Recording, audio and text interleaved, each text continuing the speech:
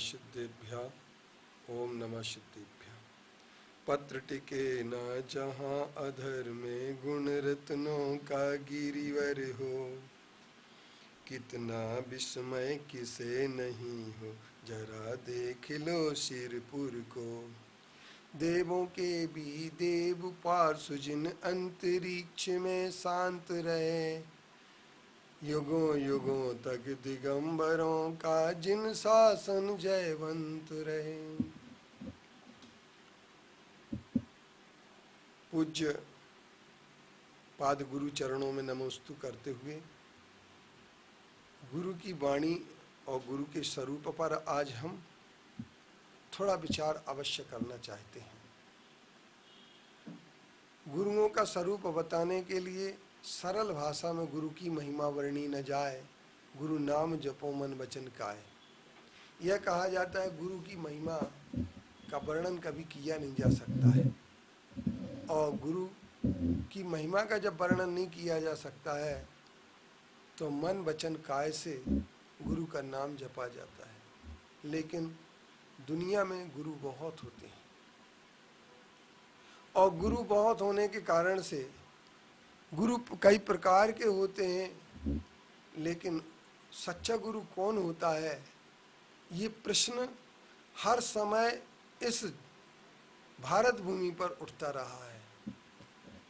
और हर युग में अगर सच्चे गुरु हुए हैं तो यह बात भी है कि उस समय नकली गुरु भी अवश्य हुए।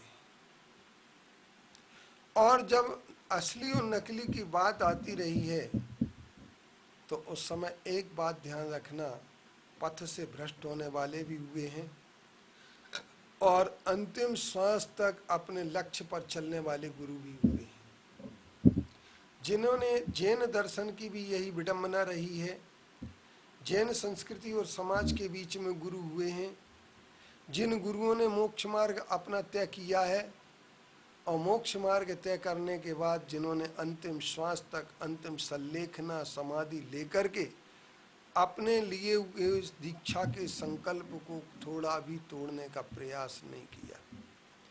लेकिन ईसा की 320वें वर्ष काल में जब 12 वर्ष का अकाल पड़ा तो उस समय यह समस्या आई, क्योंकि दीक्षा का संकल्प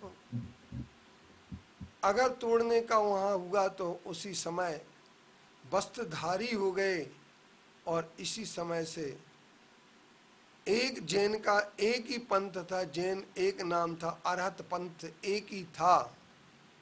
और उस समय मिलाकर के ये जो सम्मिश्रण हो गया और दूसरा पंथ सामने उभर करके आ गया। साधु कुछ कपड़े में हो गए, कुछ बिना कपड़े के नग्न रहे। अब कपड़े वाले साधु के सामने बात ये आई, जैनियों के सामने समस्या कि साधु किसे माने, कपड़े वाले को माने या बिना कपड़े वाले को साधु माने। तो आचार्य समंत भद्रदेव ने एक श्लोक लिख करके इस समस्या का समाधान करने की कोशिश की और उन्होंने कहा, विषयाशा वशाती तो निरारंभो परिग्रहा, ज्ञान ध्यान तपो रक्तस तपस्वी प्रशस्यते। जो 5 इंद्रिय के विषयों की आशा से रहित होते हैं, आरंभ और परिग्रह से रहित होते हैं, जो ज्ञान ध्यान और तप में लीन रहते हैं, उन्हें ही तपस्वी कहा गया है। मेरी भावना में जुगल किशोर मुख्तियार जी ने अपने शब्दों में लिखा है कि भाव विषयों की आशा नहीं जिनके साम भाव धन रखते हैं, निज पर के हित साधन में जो निश्चिंत तत्पर रहते हैं, स्वार्थ त्याग की कठिन तपस्या बिना खेद जो करते हैं, ऐसे ज्ञानी साधु जगत के दुख समूह को हरते हैं। संसार के दुख के समूह का हरण करने वाले हमारे जो साधु होते हैं, उन साधुओं को ही हम सच्चा साधु मानते हैं। और जो स्वयं दुखी हों और दूसरों को दुखी करें, जो स्वयं मार्ग को छोड़ करके चले गए हों, वे कभी सुखी नहीं हो सकते हैं।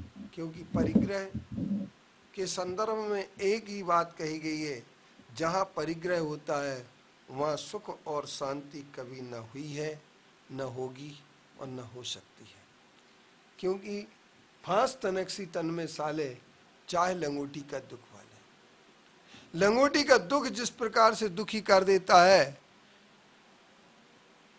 उसी प्रकार से एक फांस हमारे शरीर में छोटी सी लग जाती है। दांत में अगर थोड़ा सा कुछ भी लगा रहता तो जीभ वहीं पर बार बार जाती है। इसी तरीके से परिग्रह अगर थोड़ा सा भी होता है तो एक ध्यान रखना, हम निश्चल नहीं हो सकते हैं और सुखी नहीं हो सकते।